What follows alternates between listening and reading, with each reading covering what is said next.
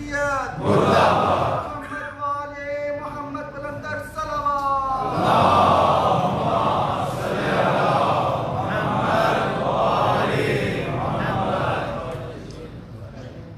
کافی لوگ مریض ہیں، ان سب کی شفا کے لیے، اور ایک بچی معصومہ مریض ہے، اس کی صحت اور سلامتی کے لیے ایک اور دفعہ صلوات پڑھ دیں۔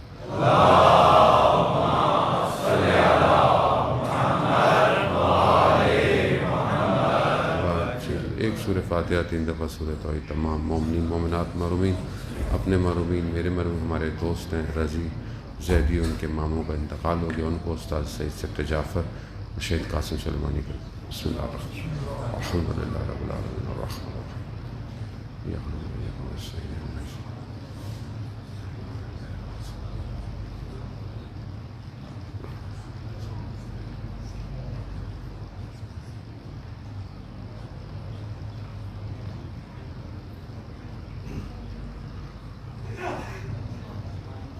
امام زمانہ کی سلامتی کے لیے ایک دفعہ صلوات بھیجتے ہیں۔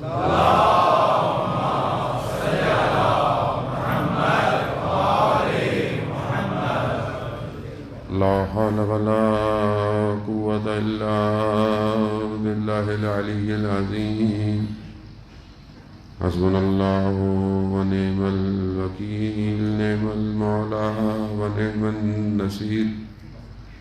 اعوذ باللہ من الشیطان الرجیم، بسم اللہ الرحمن الرحیم، الحمد للہ الذی یؤمن الخائفین وینجی الصالحین ویضع المستكبرین ویہلک ملوکا ویستخلف آخرین، والصلاة والسلام علی رسول ثقلین، محبوب رب المشرقین والمغربین، جد الحسن والحسین، نبینا سیدنا ابی القاسم محمد صلی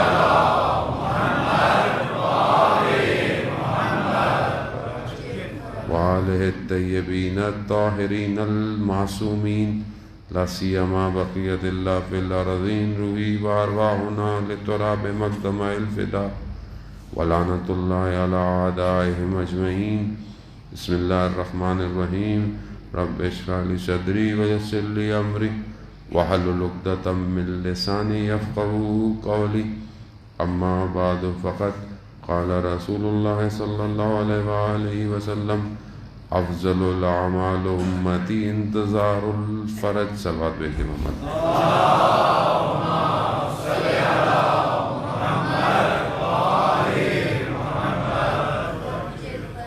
عزیزاران شہید و شہداء ایام عزا کی مجالس، اور خداوند متعال نے ہمیں یہ نعمت عطا ہی اس لیے کی ہے کہ ہم ان عزاداری کے ذریعے سے اس اصل ہدف تک پہنچ سکیں جس کے لیے سید الشہداء علیہ السلام کربلا آئے تھے۔ اس کی جو چیز زندگی میں ہمارے لیے بہت ضروری ہے وہ پہچان ہے اور شناخت ہے، کہ جب ہم کسی چیز کو صحیح طرح پہچان پائیں گے تبھی ہماری حرکت اور ہماری موومنٹ جو ہے وہ اس ہدف کی طرف صحیح بڑھے گی۔ اگر ہماری شناخت ہماری زندگی میں کھوکھلی ہوگی یا دھندلی ہوگی یا مجہول ہوگی تو پھر ہم بھی سرگرداں رہیں گے اس معاملے میں۔ اس لیے اس معرکے کو پہچاننا بہت ضروری ہے کہ یہ معرکہ کیوں جو ہے وہ وجود میں آیا۔ کربلا تاریخی داستان نہیں کہ انسان پڑھے اور گزر جائے، یہ معاملہ بہت پرانا ہے اور بشریت کی بقا کا معاملہ ہے۔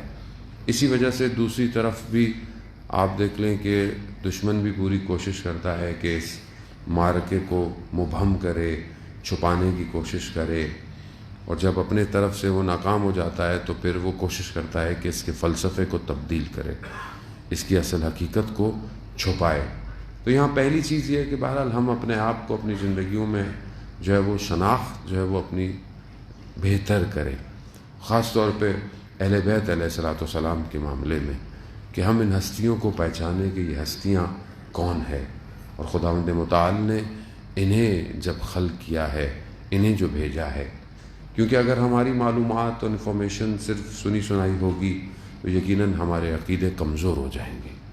اس کے لیے بہتر ہے کہ ہم اپنے عقائد کا مطالعہ کریں، اس کا مباحثہ کریں، بحث کریں کہ ہمارے جو عقائد ہیں وہ اصل میں ہیں کیا، اور اپنے عقائد پر قائم رہنا ہر کسی کا حق ہے۔ ہم اپنے عقائد پہ قائم رہیں، اور جب ہماری معرفت یقین میں بدل جائے گی تو دنیا کی کوئی طاقت ہمیں ہمارے عقیدے سے ہٹا نہیں سکتی ہے۔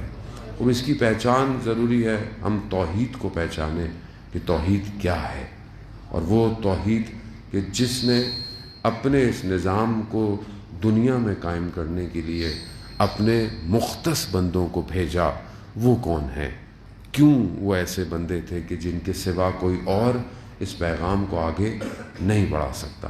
خوب یہ بہرحال گفتگو بہت وسیع ہے، میں کوشش کروں گا کہ اس کو بہرحال جس طرح ہو سکتا ہے خلاصتاً آپ کی خدمت میں عرض کروں۔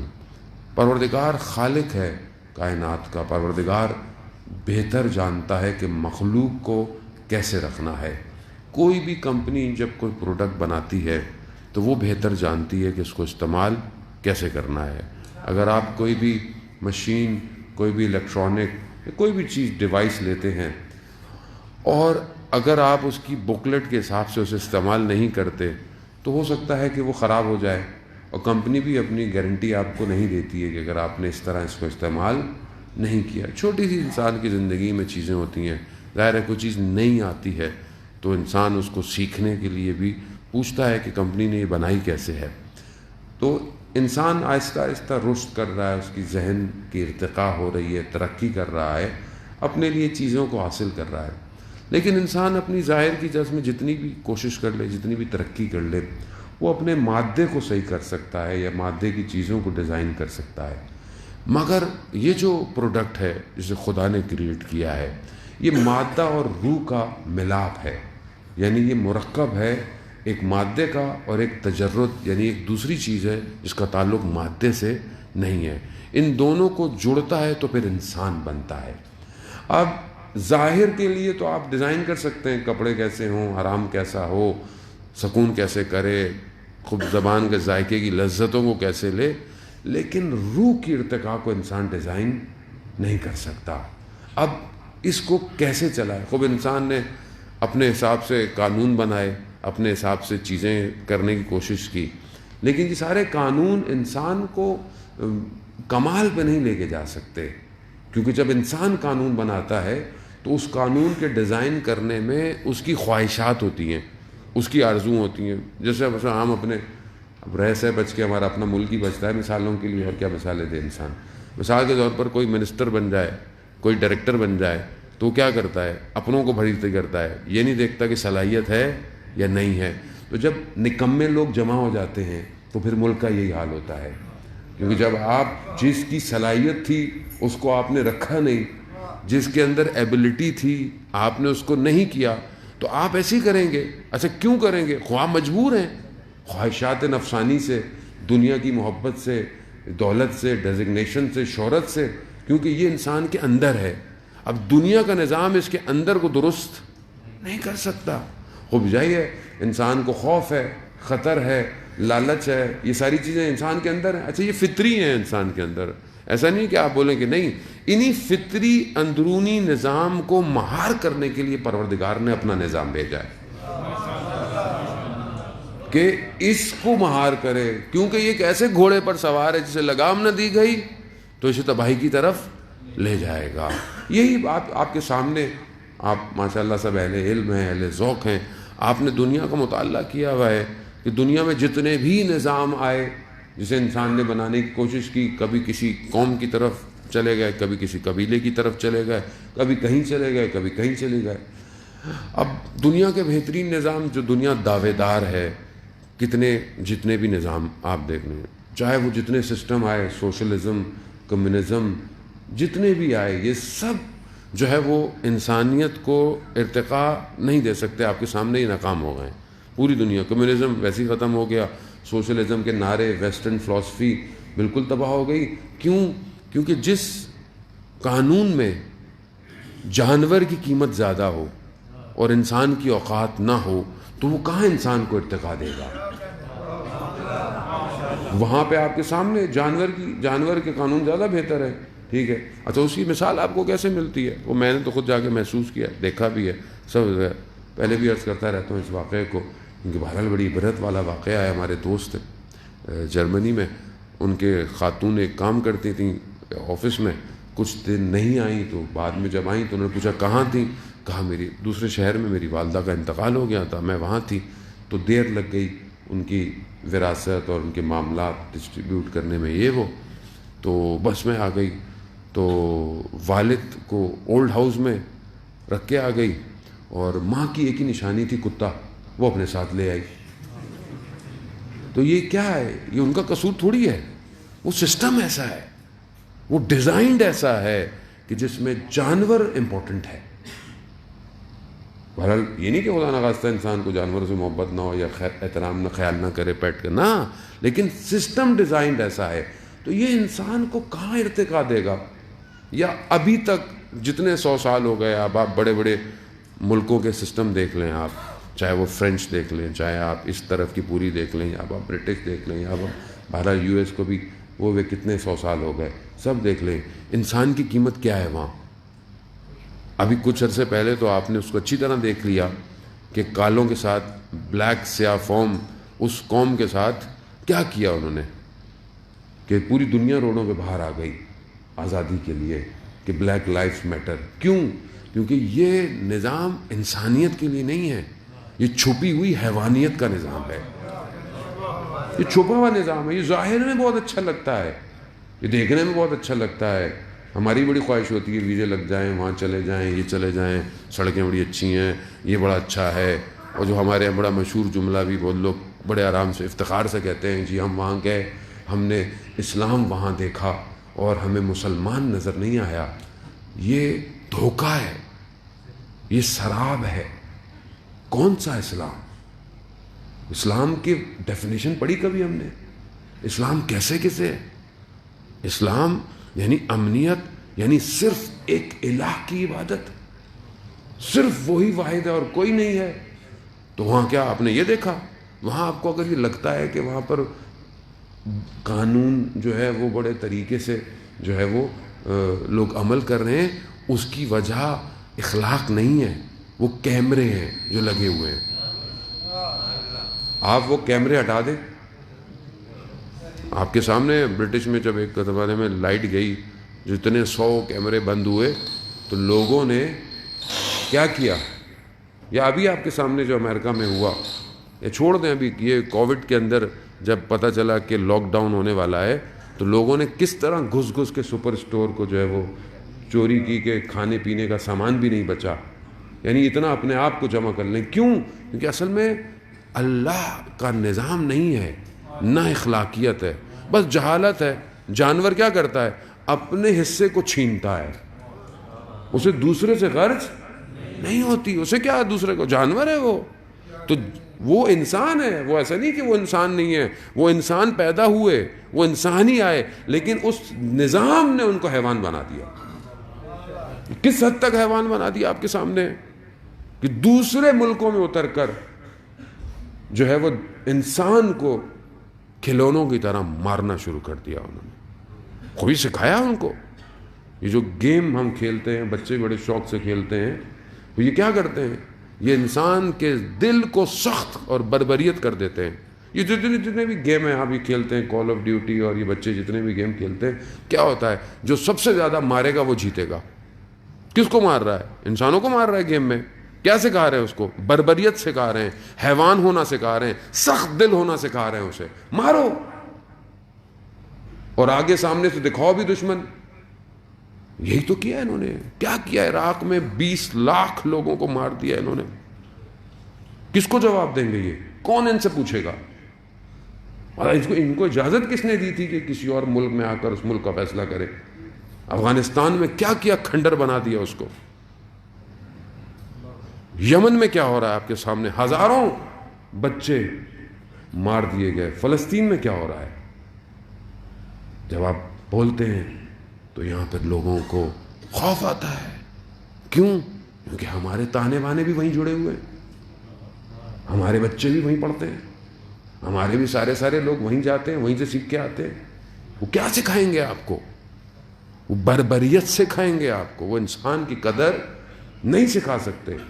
ہم اس خواب و خیال میں ہیں کہ یہ دنیا کی طاقتیں جو ہے وہ انسان کو، یا یہ جو نظام ہے ان کے پاس بڑی ٹیکنالوجی ہے اور سب کچھ ہے۔ کون سی ٹیکنالوجی ہے؟ کہاں کی ٹیکنالوجی ہے کہ انسان آج دعوے دار ہے کہ ہم مارس پہ جا رہے ہیں؟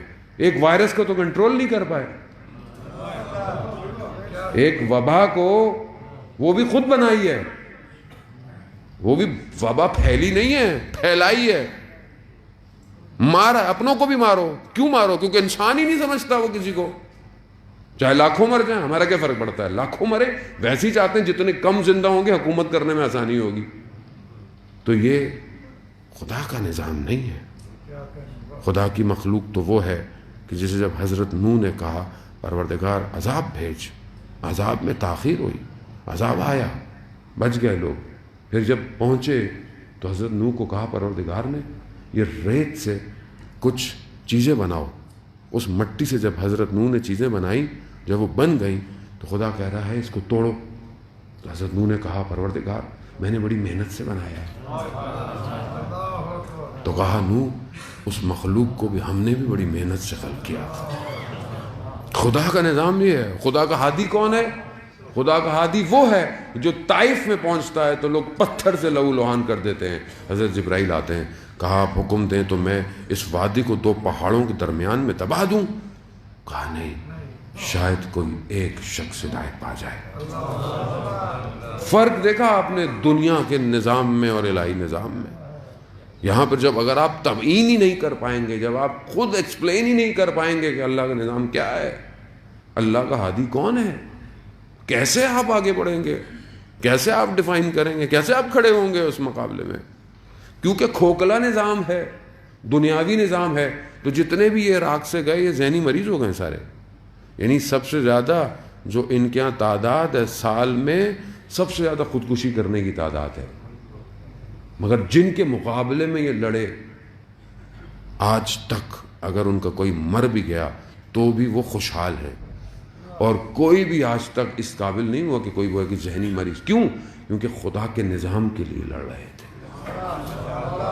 جب آپ خدا کے نظام کے لیے لڑتے ہیں تو پھر کھوکھلے نہیں ہوتے، پھر راتوں کو عبادتیں ہوتی ہیں، سجدے تو لانی ہوتے ہیں، اور پھر اب جیسا بھی دشمن۔ تبھی تو آپ دیکھیں نظام کو کہاں لے گئے جوان، کہ آج دنیا کی طاقتیں نہ ہواؤں میں ان سے لڑ سکتی ہیں، نہ پانی میں ان سے لڑ سکتی ہیں۔ اس کی وجہ کیا ہے؟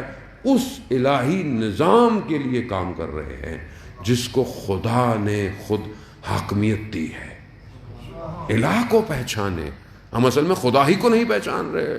للہ ما فی السماوات و ما فی الارض یسبح للہ، تسبیح اسی کی ہے، زمین اور آسمان اسی کی تسبیح کرتا ہے۔ یہ سارے اسماء حسنہ اس ایک ذات میں، اس ایک نام میں جمع ہے، چاہے وہ خالق ہو، چاہے وہ رب ہو، چاہے وہ جتنی بھی رحمان و رحیمیت ہو، سب اسی الہ کے اندر جمع ہے۔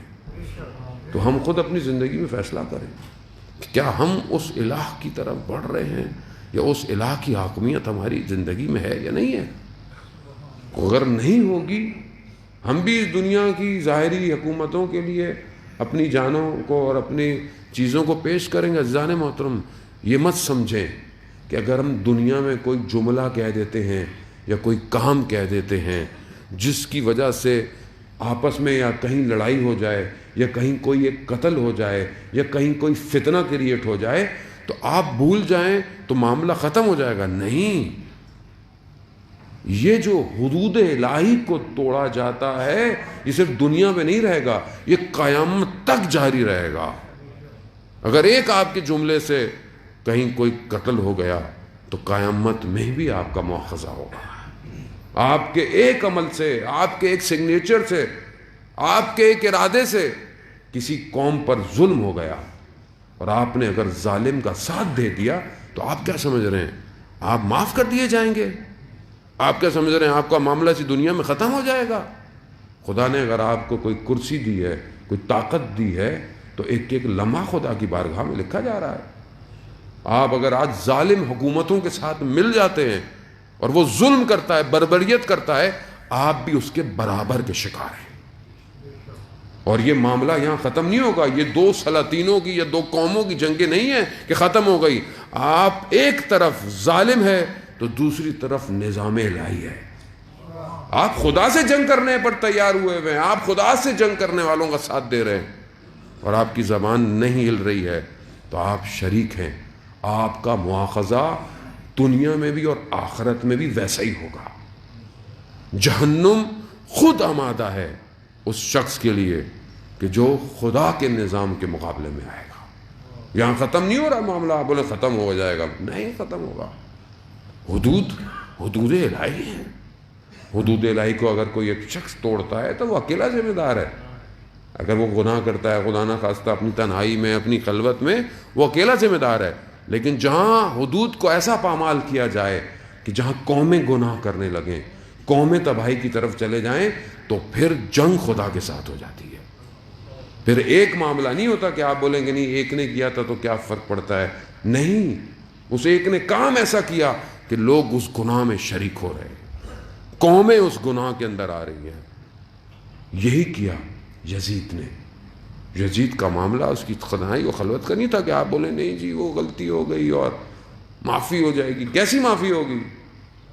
قوم جب سو گئی اور برباد ہو گئی, حلال الہی کو حرام کر دیا جائے اور حرام الہی کو حلال کر دیا جائے, اور قوم غفلت میں آ جائے, تو پھر آپ کیسے کہیں گے کہ پوری قوم بربادی کی طرف جا رہی تھی, اور اس پوری قوم کو, ملت کو, اسلام کو بچانے کے لیے اللہ کا نمائندہ آیا ہے.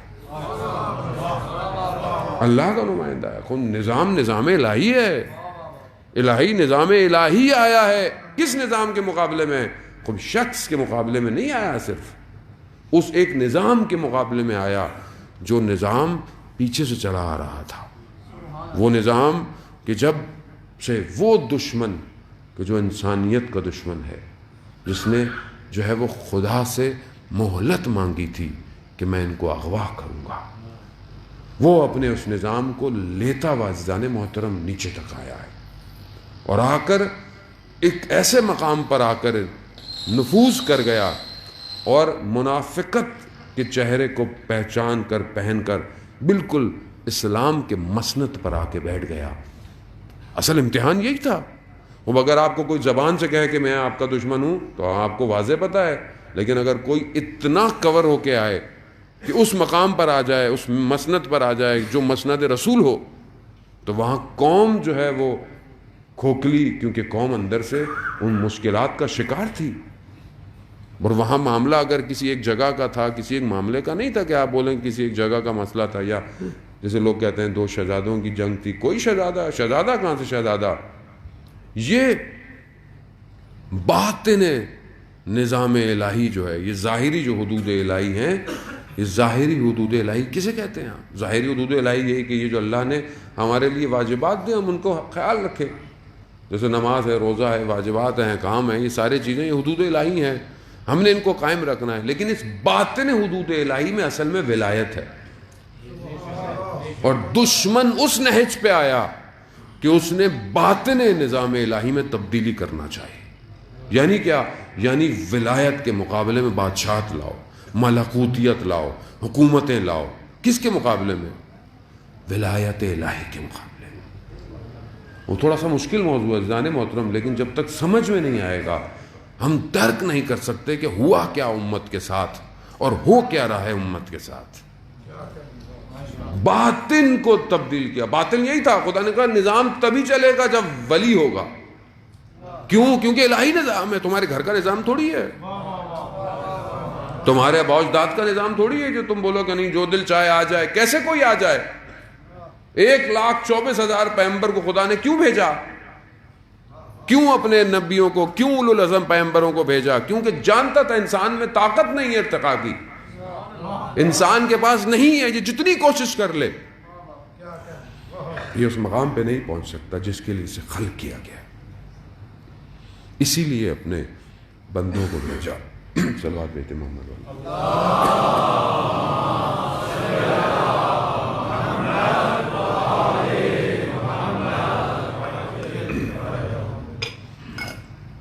خداوند بہتر جانتا تھا.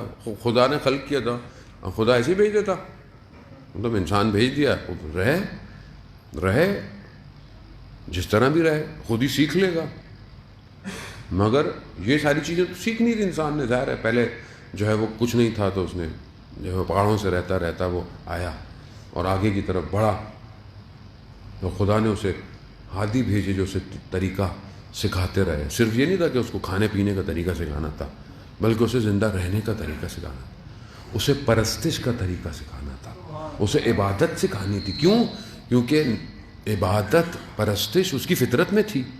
جب اسے صحیح خدا کی طرف متوجہ نہیں ہوگا تو وہ کیا کرے گا؟ اس نے بتوں کی پوجا کی، یہ پرستش تھی اس کے اندر، لیکن اس کے لیے یہ الہ بنائے۔ کیوں بنائے؟ کیونکہ اس نے عبادت تو کرنی تھی، خوب اس کے اندر یہ تھا، لیکن اسی کو لے کر چلتا رہا، اپنے بندوں کو بھیجا۔ اور اگر اتنا ہی تھا کہ خود ہی انسان چلا لیتے تو پھر خدا نے اتنی زحمت کیوں کی؟ کیوں انبیاء نے اتنی تکلیفیں برداشت کی؟ کیوں مشکلات برداشت کی؟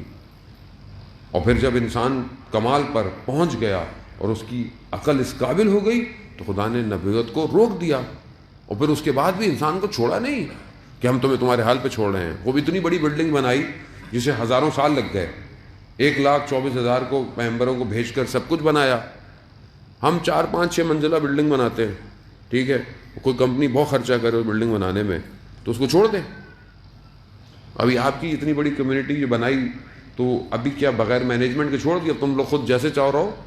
بولے میں نے اتنی محنت کی اتنے سالوں میں تو اس کو بنایا، اب میں اس کو انتظامیہ بھی اپنے ہاتھ میں رکھوں گا۔ کیوں؟ تاکہ یہ قائم رہے اس ہدف کی طرف جس کے لیے میں نے اس کو بنایا ہے۔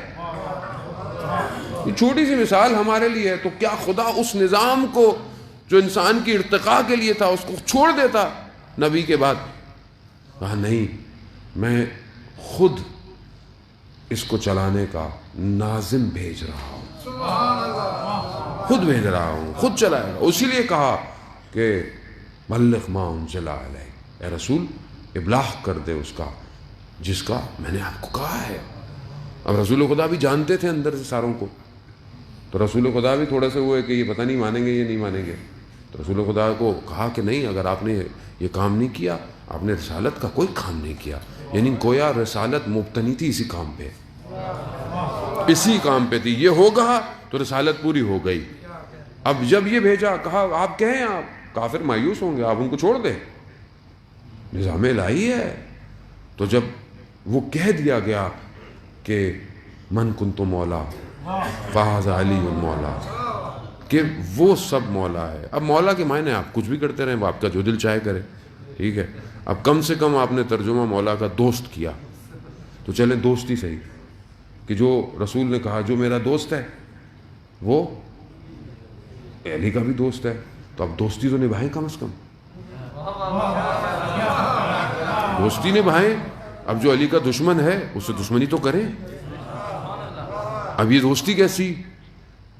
رسول سے بھی محبت، حسین کو بھی سلام اور یزید کو بھی سلام، تو یہ کیسے ہو ہی نہیں سکتا۔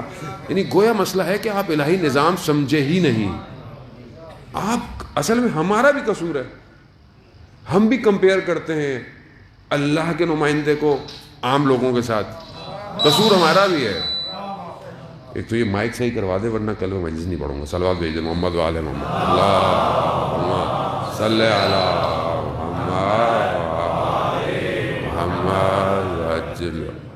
بڑی زحمت ہوتی ہے انسان جب کہیں پہنچتا ہے، اور آپ کو شاید اندازہ نہیں ہوتا کہ ایک طالب علم کتنی جو ہے وہ اسٹرگل کرتا ہے، جو کہ اس کی اپنی ذاتی نہیں ہوتی ہے، خدا کی طرف سے ہوتی ہے، لیکن کیونکہ اس کا بدن ضعیف ہوتا ہے اور وہ اپنے آپ کو بڑا تحمل کر کے لا رہا ہوتا ہے مسلسل، تو اگر یہ چھوٹی چھوٹی سی چیزیں جو کہ دنیا میں آپ ابھی کانسرٹ میں چلے جائیں تو دنیا کا بہترین ساؤنڈ سسٹم لگا ہوا ہوگا، لیکن اسلام کیونکہ سستا دین ہے، سستی چیز ہے، اور مولانا بھی کچھ نہیں کہتا تو چلو جیسا بھی سسٹم ہے چلا دو۔ بھائی آپ مہنگا ترین ساؤنڈ سسٹم لگائیں محرم میں، آپ کو صرف سانس بھی لے عالم تو آپ کو آواز آنی چاہیے۔ صلوات بھیج دے محمد والے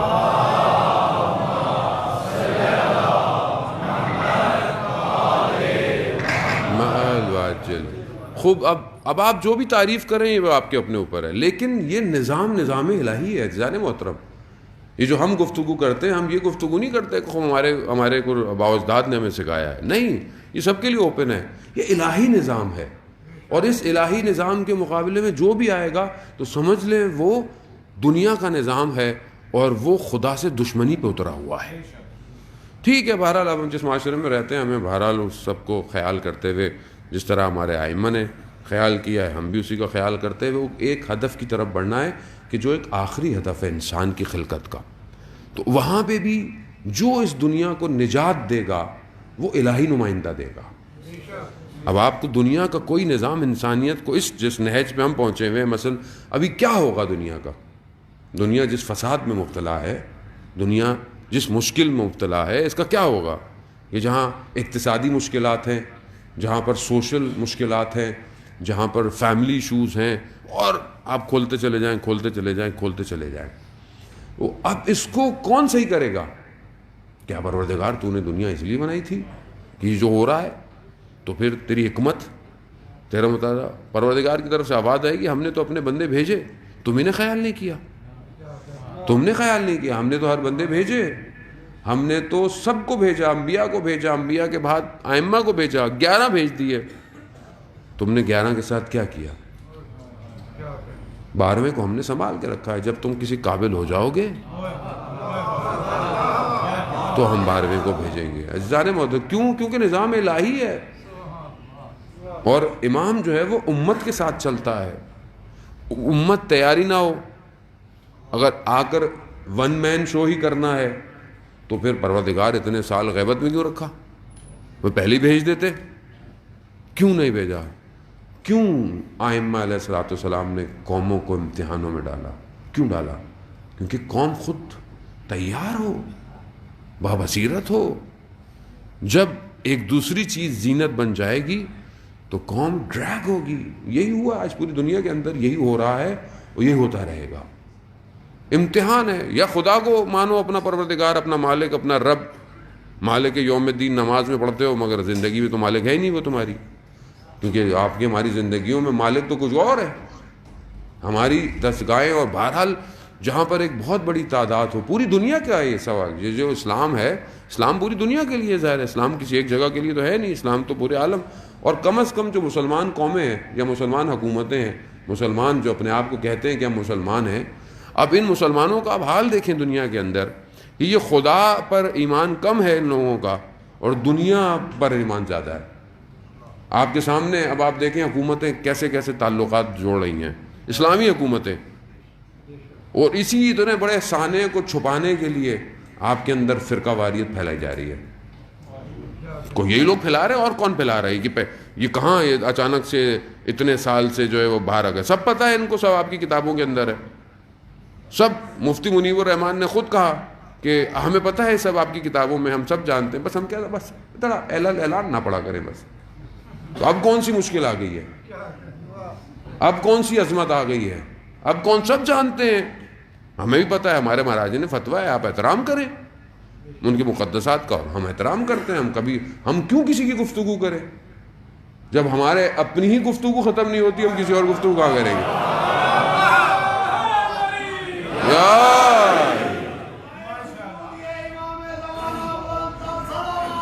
اللہم صلی علی محمد.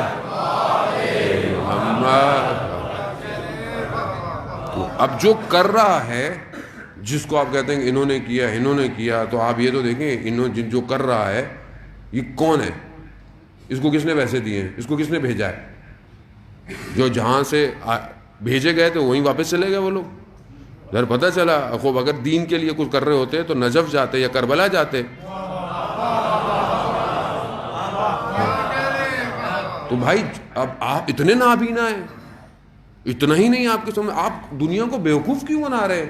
سب پتہ ہے کہ جو بول رہا ہے، جس کی زبانیں کہاں سے پیسے آتے ہیں، یہ سب ایسی ہے. اب قوم کو کہاں، قوم اب سمجھدار ہو گئی ہے، قوم جذبات میں نہیں آئے گی آپ کے اس طرح.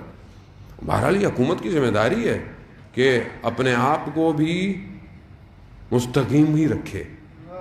کیوں؟ کیونکہ اللہ کے نمائندے سے جنگ پر آمادہ نہ کریں اپنے آپ کو. اگر حسین کے مقابلے میں چاہے وہ سوچیں اٹھنا شروع ہو گئی نا، تو آپ اللہ کے مقابلے میں آ رہے ہیں. اور یاد رکھیں یہ ذلت دنیا میں بھی لکھی ہوئی ہے اور آخرت میں تو وہ پھٹکار پڑے گی کہ جگہ بھی نہیں ملے گی. واضح سٹینس اپنا کہیں. کیوں کچھ لوگوں کو خوش کرنے کے لیے کر رہے ہیں؟ کیا خوشی دے گا؟ اس کا مطلب ہے آپ خدا کو سمجھے ہی نہیں ہیں. کم از کم ہم مسلمان ہوتے ہوئے اتنا تو حق رکھتے ہیں کہ ہم مسلمان حکمران سے پوچھ سکیں. بہرحال حکمران سے تو کہہ سکتے ہیں کہ بھائی آپ اسلام کی حاکمیت کی بات کریں اور سب کو سمجھائیں. یہ سافٹ ویئر اپڈیٹ کریں. ایک آدھ کا تو کل ہو گیا سافٹ ویئر اپڈیٹ, تو ان کے سافٹ ویئر اپڈیٹ کریں. مسئلہ یہ ہے کہ آرمی کے علاوہ کوئی اپڈیٹ کر ہی نہیں سکتا ان لوگوں کو. تو بہرحال جو آرمی کے حضرات یہاں بھی آتے ہیں سنتے ہیں تو وہ انہی کا فرض بنتا ہے کہ ملک امپورٹنٹ ہے, لا الہ الا اللہ کے نام پر جدا ہوا ہے. اسی الہ کی خاطر اسی الہ کو اپنا پروردگار سمجھیں. ان اللہ علی کل شیء قدیر ہے, قدرت رکھتا ہے, اس کی قدرت سے کوئی فارغ نہیں ہے. کوئی دنیا کا جتنا بڑا فرعون جو انا ربکم الاعلی کہتا تھا, جس نے اپنی حکومت کو وہ بنایا ہوا تھا, وہ بھی موسیٰ کے رب کے بنائے ہوئے راستے میں ڈوب گیا. تو یہ جتنا بھی شور شرابہ ہے یہ خب ایسی ہے. اور ہمیں سب کو مل کے, چاہے وہ مسلمان ہو, چاہے وہ سنی ہو, چاہے وہ شیعہ ہو, جو بھی ہو, چاہے وہ ہندو ہو, چاہے وہ کرسچن ہو, چاہے وہ جیوس, جو بھی ہے جو صحیح اپنے دین کو جانتا ہے وہ اس دنیا کی نجات کی طرف بڑھ رہا ہے. اور نجات کوئی نہیں دے سکتا سوائے خدا کے نمائندے کے. اسی کے انتظار کی طرف عزیزان محترم میں بڑھنا ہے اور ہمیں اسی طرف جانا ہے. اور ہم اس طرف سمجھیں, اپنے آپ کو بابصیرت رکھیں اور اپنی آنکھوں کو کھول کے رکھیں کہ ہمارا وظیفہ کیا بنتا ہے اس دور کے اندر. ہم اس کو لے کر آگے بڑھیں. وقت خادم تھا مسجد کوفہ کا, اور اس زمانے میں نجف کے 2 قبیلوں میں اختلافات ہو گئے, جس کی وجہ سے مسجد کوفہ کے زائر کم ہو گئے. تو کوئی جب آتا نہیں تھا تو ظاہر ہے خادم تھا بیچارہ, جو ہے وہ فقر کی حالت میں آ گیا, گھر میں کھانے کو کچھ نہیں. تو بہرحال امام کی خدمت میں کہا, مولا میں راضی رہوں گا اس مشکلات پہ اگر آپ مجھے اپنی زیارت کروا دیں. یعنی اگر یہ تکلیف مجھے دینی ہے, اس تکلیف میں رہنا ہے, تو پھر میں راضی ہوں, مگر زیارت تو کرا دیں. کہا شب تھی, رات تھی, مسجد کوفہ تھا, اور وہ جہاں پہ وہ مقامات ہیں, جہاں حضرت نوح کا مقام ہے کشتی کے رکنے کا, پھر وہ کہا میں وہیں پہ تھا. تو اچانک سے میں نے دیکھا کہ 2 لوگ جو ہے وہ مسجد میں آئے. ایک چہرہ اتنا نورانی تھا اور میرا ہاتھ پکڑا, اور ایک ہاتھ میں مجھے مصلی دیا جہاں نماز دی, اور وہ جہاں مولا متقیان قضاوت کیا کرتے تھے اس قضا کے مقام پر مجھے لے گئے. کہا کہ بچھاؤ, کہنے وہ بچھایا. بڑا نورانی سا مصلی تھا. اس ہستی نے نماز پڑھی, نور اتنا تھا کہ میں دیکھ نہیں پایا چہرے کو. جیسے ہی نماز ختم ہوئی تو اچانک سے ایک کرسی لگ گئی اور امام اس پہ تشریف فرما ہو گئے, اور میری طرف کہا کہ جو تم نے کہا تھا, جو تم نے حاجت کی تھی وہ تو پوری ہو گئی, اور کیا مانگتے ہو. خوب یہی حاجت تھی کہ زیارت ہو جائے, خوب یہ تو پوری ہو گئی, اور کیا مانگتے ہو. کہا مجھ سے اس جلوے کو دیکھ کے کچھ بولا ہی نہیں گیا, کچھ مجھ سے کہا ہی نہیں گیا. اور اچانک سے میں نے دیکھا کہ مسجد کوفہ میں وہی تاریکی ہے جو تاریکی تھی. عزیزان محترم, تمنا کرنا امام کی یہ بہت مہم ہے. یعنی آپ کو اس یقین پہ پہنچنا کہ ہمارا امام, ہمارے وقت کا امام حاضر ہے. جب آپ کو پتا ہو کہ صاحب زندہ ہے, آپ کا صاحب آپ کے سر پہ ہاتھ رکھے ہوئے ہے, تو پھر خوف کیسا, پھر خطر کیسی. اس پوری دنیا میں وہ واحد اللہ کا نمائندہ ہے جو اپنے نظام کی خود حمایت کر رہا ہے, خود حمایت کر رہا ہے. جو اس کے ظہور کی طرف بڑھ رہے ہیں وہ انہیں خود لے کر جا رہا ہے. یہ جو ہم کہتے ہیں کہ یہ کیسے کر لیا ان جوانوں نے, کیسے کر لیا, یہ کیسے اس مقام پہ کوئی جوان پہنچ جاتا ہے کہ ہواؤں کے نظام کو چیر دیتا ہے, کیسے یہ اتنی ترقی اپنے اندر حاصل کر رہا ہے جوان؟ اس کی وجہ کیا ہے؟ اس کی وجہ یہ ہے کہ پیچھے امام ہے۔ جب وہ امام کے لیے کام کر رہا ہے تو وہ اس کے لیے ساری چیزیں کھول رہا ہے۔ یہ علم اور دانش، جسے ہم دانش کہتے ہیں، جسے ہم علم کہتے ہیں کہ بہرحال انسان کو اب ضرورت نہیں ہے، انسان بڑا ترقی یافتہ ہو گیا ہے۔ کوئی بھی علم بغیر سرپرستی امام کے حاصل ہی نہیں ہو سکتا۔ یہ کھوکھلے ہیں، جتنے بھی علم ہیں یہ کھوکھلے ہیں۔ یہ انسان، ابھی تو انسان نے علمی طور پر کچھ ارتقا ہی نہیں کیا جتنا بھی کر رہا ہے۔ ویسے بھی روایات میں کہ جتنی بھی ترقی کر لے گا یہ صرف 2 لفظ ہوں گے، اور جب امام تشریف فرمائیں گے تو 25 حروف تک عقلیں رشد کریں گی۔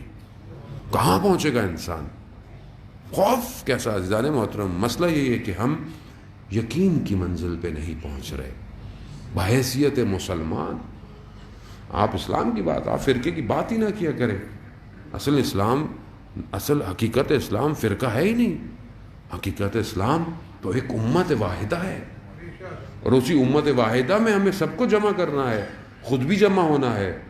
کیوں؟ کیونکہ جب ایک کا انتظار کر رہے ہیں تو یہ ایک سب کے لیے مشترک ہے، یہ سب کے لیے مشترک ہے۔ یہ 12واں امام سب کے لیے۔ اب اگر کوئی فرقہ اس 12ویں کی مخالفت بھی کرتا ہو، سمجھ لو کہ یہ اسلام کی مخالفت کر رہا ہے، یہ اللہ کے حدود سے مقابلہ کر رہا ہے۔ تو یہ آپ گھبرائے نہیں کہ کچھ نہیں ہونا۔ ویسے بھی یہ ایک معرکہ جو کربلا میں پیش آیا ہے یہ بہت بڑا معرکہ تھا، اور اب یہ دوسرا معرکہ پیش آنے والا ہے کہ جو سب سے بڑا معرکہ ہے۔ ظاہر ہے سختیاں تو ہیں، تحمل بھی ہے، برداشت بھی ہے، لیکن جب آپ اپنے وجود میں اس نظام کو حاکم کریں گے تو یہ وجود خود بخود ظہور کرے گا، اور جب یہ ظہور کرے گا تو آپ کو خود بخود نجات کی طرف لے جائے گا۔ عزیزان محترم، بہرحال میں سے زیادہ آپ کو آج مزاحم نہیں ہوتا، اور یہی وجہ تھی کہ سید الشہداء علیہ السلام خدا کے نمائندے تھے۔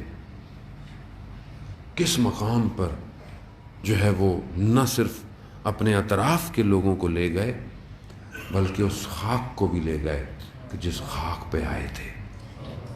دنیا کی کوئی خاک شفا نہیں سوائے شفائے کربلا۔ خاک شفا وہی ہے۔ ایک شخص کہتا ہے کہ آیت اللہ شمس الدین نے اس کو اپنی کتاب میں بیان کیا کہ کشتی میں سفر کر رہا تھا، کشتی میں سمندر میں طوفان آیا، اس سے تھا کہ کہیں یہ طوفانی لہریں ان کو ڈبا نہ دیں، تو جو ملاح تھا کشتی کا وہ اس شخص کے پاس آیا، جانتا تھا، کہا کہ تمہارے پاس تربت خاک کربلا ہے؟ تربت کربلا ہے؟ کیونکہ اسے پتا تھا کہ یہ عبادت گزار ہے، اس کے پاس ہوگی۔ کہا ہے۔ کہا تھوڑی سی دو۔ تھوڑی سی لی اور پانی میں ڈال دی۔ وہ جو پانی تلاتم کر رہا تھا وہ ٹھہر گیا۔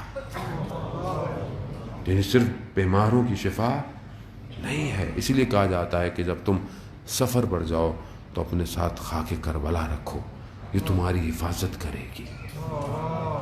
کیا کیا امام حسین نے اس خاک پر، کتنا عظیم کام ہوا ہے اس خاک پر۔ ہاں عزیزان محترم، بہت بڑے ایک مرثیہ خواں تھے، ایرانی تھے لیکن قدیمی عراق میں رہتے تھے۔ بہت لوگ بلاتے تھے مگر آتے نہیں تھے، تو انہوں نے خواب میں دیکھا سید الشہداء کو۔ خواب میں امام نے کہا کہ جائیں فلاں شہر جائیں، وہاں جا کے عزاداری کریں، اور قدیمی ماتم داری کو انہوں نے آ کے شروع کیا۔ آخری ایام میں زندگی کے مریض ہوئے بہت، تو انہوں نے اپنے ایک دوست کو بلایا جو ان کا بڑا قریبی دوست تھا۔ اسے کہا کہ حسین یکتا، میں تمہیں ایک راز کی بات بتانا چاہتا ہوں جسے میں نے کسی کو بتایا نہیں۔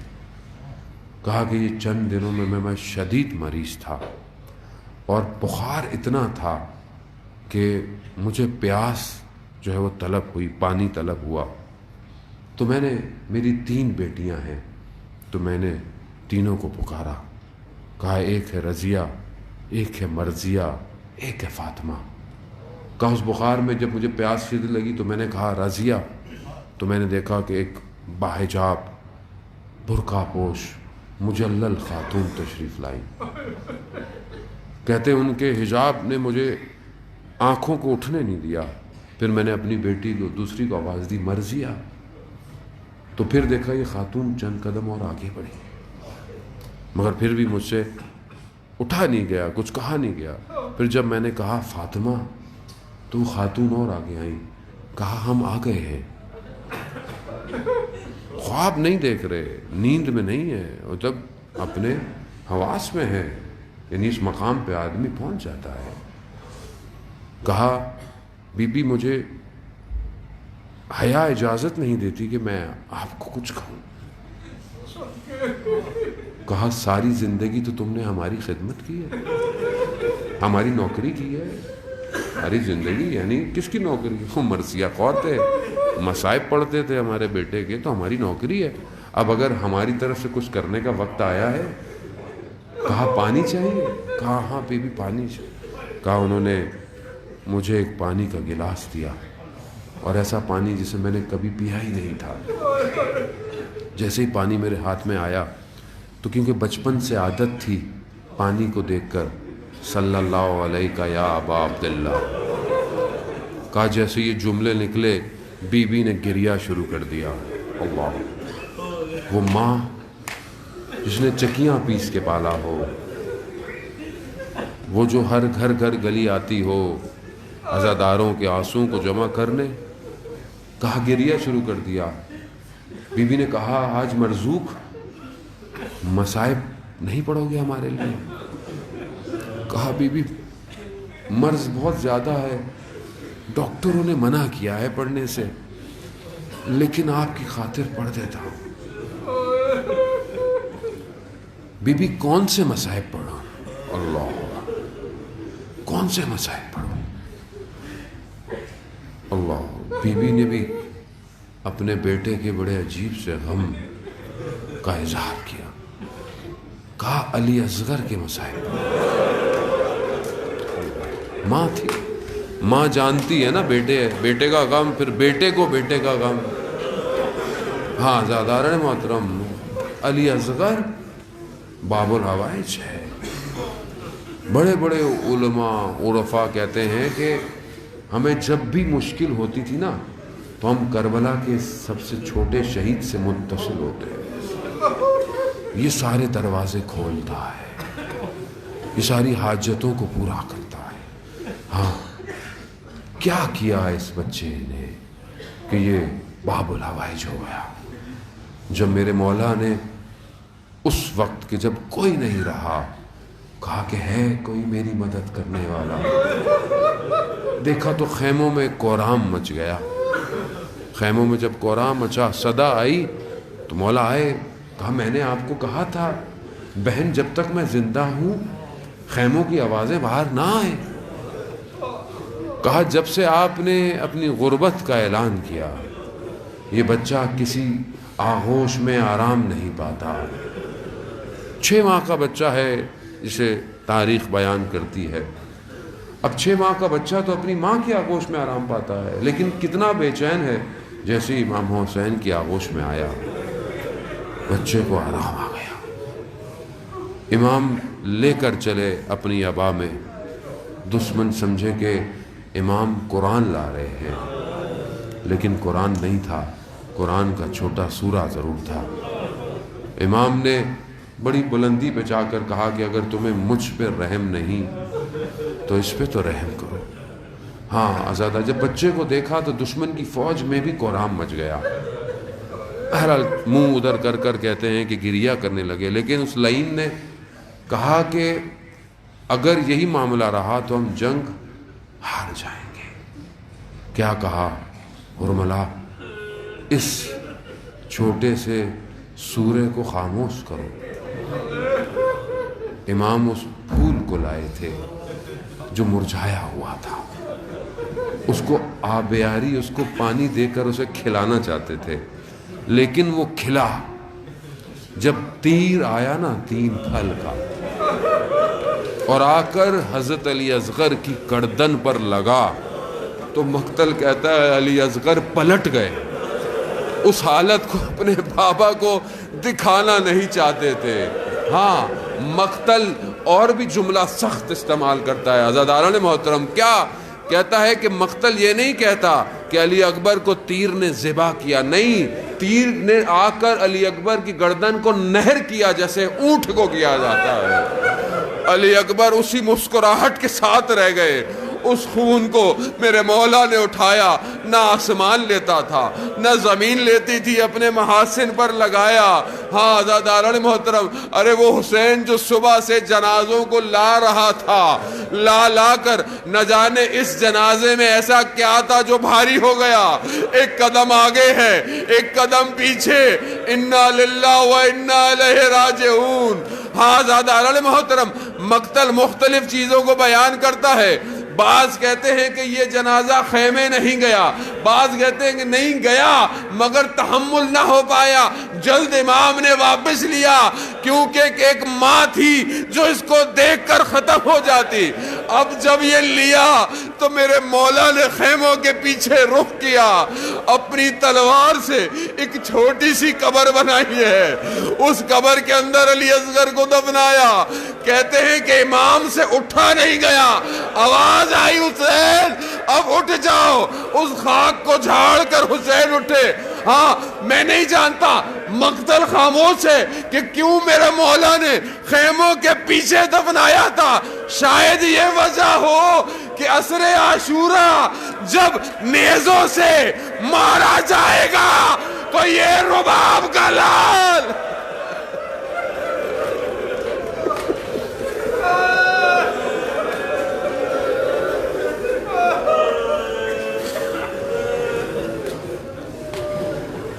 الا لعنت اللہ علی القوم الظالمین وسیعلم الذین ظلموا ای منقلب ینقلبون۔ پروردگار امام زمانہ کے ظہور میں تعجیل عطا فرما، ہمیں ان کے ناصروں ان کے مددگاروں میں شمار فرما۔ پروردگار جو پریشان حال ہیں ان کی پریشانیوں کو دور فرما، جو بے روزگار ہیں پروردگار ان کو رزق حلال عطا فرما۔ پروردگار ہمیں کوئی غم نہ دے سوائے غم حسین کے۔ پروردگار جہاں جہاں بھی ماتم، جلوس، عزاداری ہو رہی ہے ان سب کی جان مال عزت آبرو کی حفاظت فرما۔ پروردگار دشمنان اسلام کو، دشمنان پاکستان کو جو فرقہ واریت کر رہے ہیں، آپس میں مسلمانوں کو لڑا رہے ہیں، پروردگار ان کو ان کے شوم مقاصد میں ناکام بنا۔ جو بھی دشمنان پاکستان ہیں ان کو نیست و نابود فرما۔ مسلمان جہاں جہاں بھی اپنی آزادی کی جنگیں لڑ رہے ہیں انہیں کامیابی عطا فرما۔ پروردگار ہمیں وقت کے امام کے لیے اپنی ہر زندگی کی فیلڈ میں کامیابی عطا فرما۔ ہمیں عمرہ اور زیارات کی توفیق عطا فرما۔ جو بے اولاد ہیں حضرت علی اصغر اسد کے اولاد صالح عطا فرما۔ جن کے بچے بیمار ہیں، لوگ مریض ہیں، پروردگار ان کو بھی حضرت علی اصغر اسد کے میں شفائے کاملہ اور عاجلہ عطا فرما۔ پروردگار ہمیں کوئی غم نہ دے سوائے غم حسین کے۔ اللہم ارزقنا زیارت الحسین فی الدنیا و شفاعتہ فی الآخرہ ماتم حسین۔